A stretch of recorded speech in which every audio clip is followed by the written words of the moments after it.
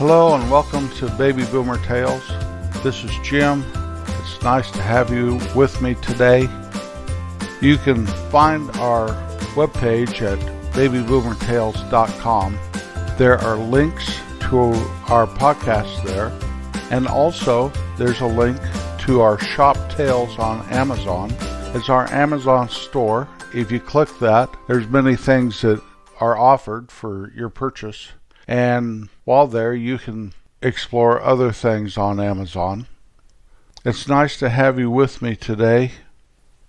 4th of July is in a couple days, and so I thought I would talk about fireworks. Fireworks are a symbol of the rocket's red glare and the bombs bursting in air.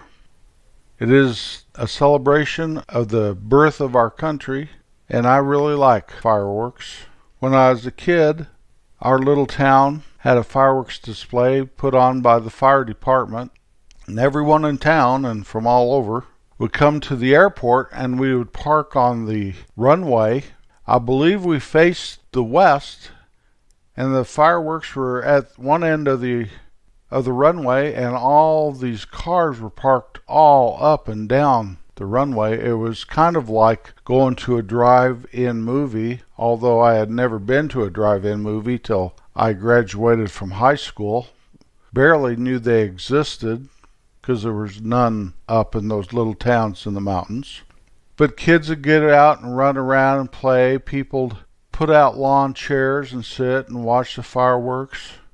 It was a wonderful display every year.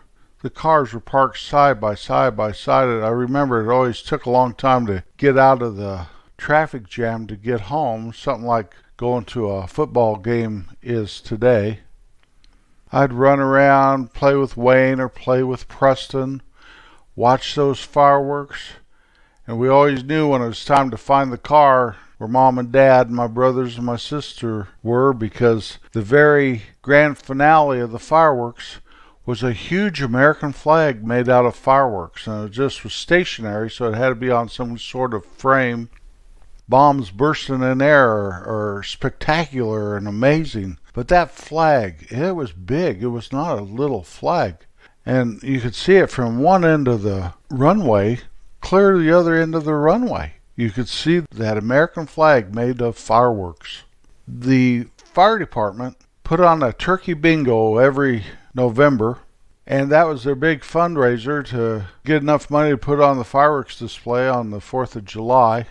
And you go into that turkey bingo, and the firemen would be wearing their nice dress blue shirts, handing out bingo cards, helping you. If you yell bingo, they come and fetch you and check your card, make sure it was a bingo.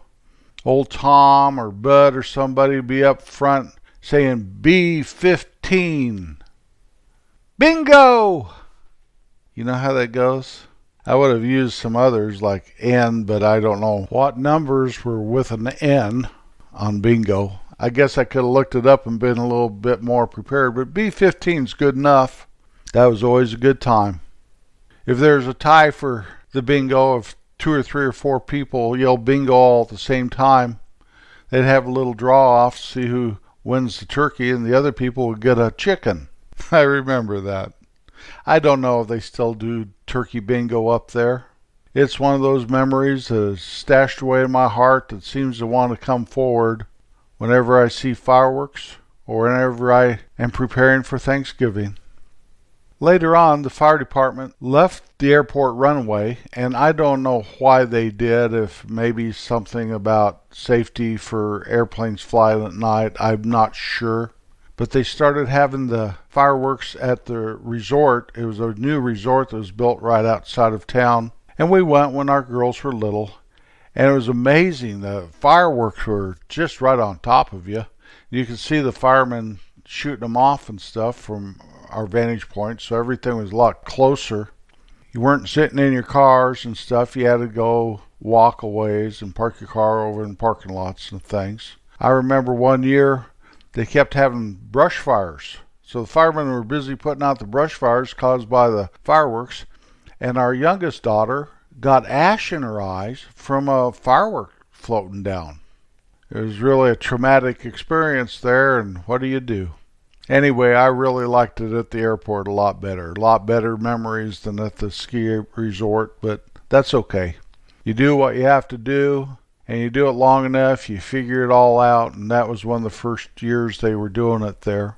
I hope the fire department still does that. I know this year there may be fewer 4th of July displays out there. When I first got married and before we had children, there was a 4th of July display the day before the 4th or something, so it didn't interfere with the fireworks at my hometown. And my wife and I took my mom up to see the 4th of July up in a town about 15 miles away from us. And we parked up on this hill, and they were shooting the fireworks right at the base of the hill, and the fireworks would explode right above us, and it was amazing and tremendous and so colorful. It would light the sky, literally. I mean, they were right on top of us. And I remember that time because my mother turned childlike. She started jumping up and down and clapping her hands and whooping and hollering and things that I don't ever remember ever seeing my mother do before or after. And it's a wonderful memory for me because I saw my mom in a whole different light. I'm smiling while I'm sitting here and I'm at a loss for words. It's one of those memories of my mother that rank in the top 10 probably of times with her and things I remember about her. We used to go to baseball games, and we still do once in a while. The Kansas City Royals usually have fireworks on Friday night home games, and those are very good, and it's definitely worth the price of admission. You get a baseball game and the fireworks, and they do it to music, and they have their fountains going, and they're all lit up in different colors, and the fireworks are blazing away, and you're sitting in your good seat that you watched the game in, and it's great. One year we went on the 4th of July, and those are always extravaganzas then. As good as their Friday night fireworks are, their 4th of July fireworks are even much better. And I remember as we were going with another couple driving, and we ran into a little rainstorm. Not a big deal. It only lasted 5 minutes or something.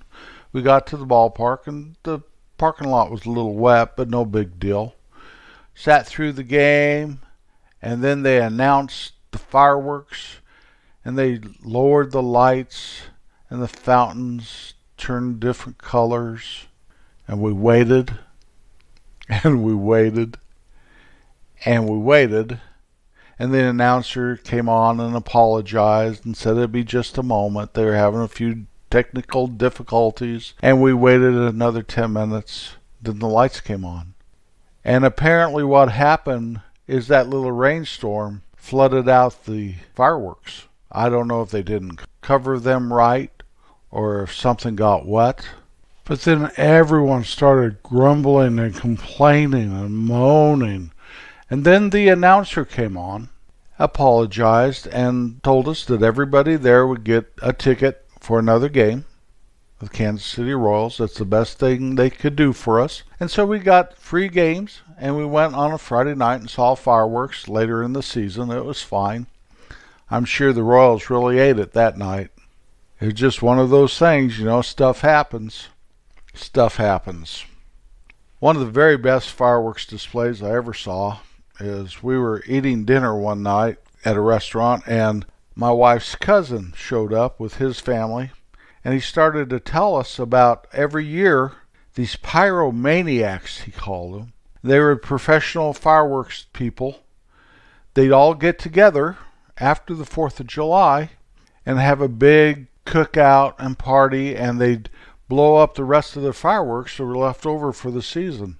And he said it was a very good show, and we really ought to come, and nobody really knows about it. It's kind of a private thing. And you really have to know where it is. They change it every year so word doesn't get out, and they have 1 million people there.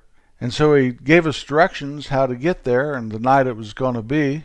And we drove and drove through all these back country roads and kind of got lost. It was getting dark, but we finally found it. And so we stopped and got in the back of my pickup truck and sat in some lawn chairs.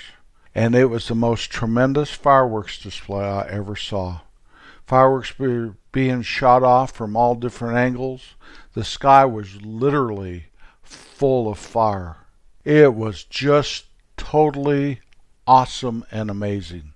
I couldn't even describe it if I tried. A couple years later, we got a hold of my wife's cousin again, tried to get some directions for another one, and I'm not sure what happened, but we only saw it the one time. I don't know if he was out of the loop link or if we got bad directions, which for some reason seems familiar that maybe we got lost. But we never saw it again. But it was the all-time very best fireworks display I ever saw. We went to Disney World a couple times, and they really do a good job of fireworks. Fireworks at the parade, around the castle there, at the Magic Kingdom. Fireworks at Epcot, and that's amazing because they have laser shows with that sphere. One time we waited for the fireworks at Epcot, and there was a terrible rainstorm. It rained so hard. It was a deluge, like a monsoon. And you know what? Those people still put on that fireworks right in the middle of that monsoon. It was amazing. I got totally soaking wet and didn't even care until after the fireworks, of course, where my shoes were just soaked. I was wearing my Mickey Mouse poncho. I was good. I thought that was amazing that they could put one on during a monsoon, yet the Royals got rained out on one. I guess that's what happens when you have fireworks every day. You figure it out instead of every Friday home game. Here where we live, when we first built our home, we could sit on our front porch on the 4th of July and see fireworks from about 4 different communities all around. As years have gone by, the trees have gotten larger, and it's really hard to see that anymore. We used to have 4th of July parties at our home when we first moved here. We have a pond and a big area, and people could play football and throw frisbees and fish and whatever. And at night, everybody set their fireworks off over the pond. I used to be a little concerned about fire, but we never had any problems. I think we postponed one once when we were under a red flag advisory. The next day, I'd go out there and try to pick up all the trash, all the burnt canisters and everything from the fireworks. 4th of July in this country is very, very hot usually, and that was always a big job. But there was always a good party. I always thought we had good parties. We'd have, 50, 60 people maybe. I don't know. Maybe more. The last 4th of July party I remember having was a much smaller affair. Just our family and a few friends.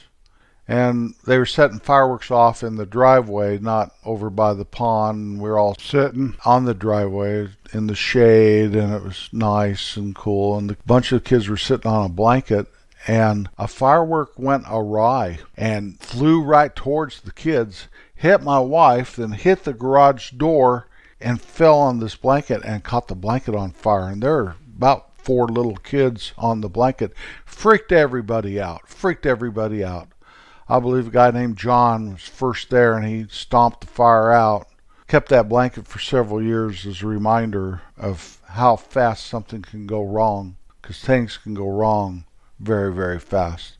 Thank goodness nobody got hurt. My wife complained about it hitting her for an hour. Then she was over it. It didn't injure her, but it hurt. It stung her, hit her in the leg. I'm glad nobody got hurt and we didn't burn anything down. 4th of July does symbolize the birthday of our country, and we as Americans should stop and give thanks for all the blessings we have. I know we have a lot of challenges we have through the history of our country, and yet here we are. This is the land of the free and the home of the brave. God bless America. Everywhere you go, everything you do, remember to be kind. It's the very best way. I'll be back next Wednesday.